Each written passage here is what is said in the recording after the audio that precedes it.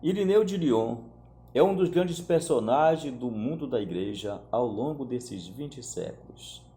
Ele cresceu aos pés de Policarpo, que por sua vez cresceu aos pés de João Evangelista, o apóstolo do Senhor Jesus Cristo.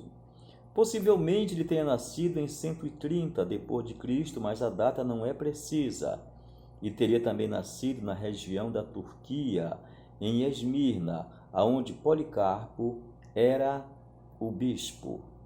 Ele cresceu, tornou-se padre, tornou-se mestre, escritor, teólogo.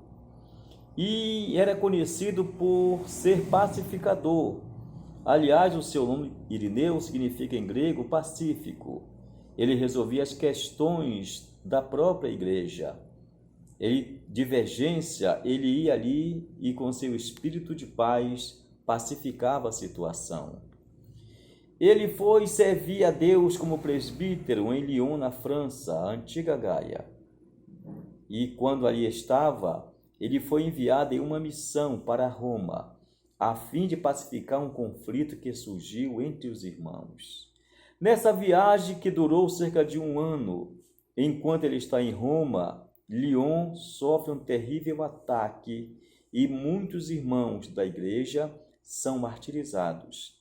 Entre esses irmãos está o próprio bispo de Lyon. Ele retorna de Roma e, quando chega em Lyon, na França, ele é nomeado o bispo de Lyon, nome pela qual ele ficaria conhecido ao longo da história. Ele teve um grande trabalho ao escrever grandes obras.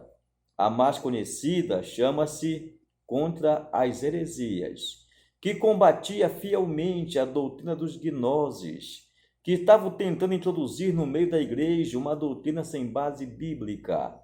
E coube a esse grande homem, a este grande personagem, Irineu, bispo de Lyon, escrever uma obra que fosse destinada às igrejas, a fim de combater essa corrente, a qual ele não concordava, porque não tinha base bíblica das Escrituras.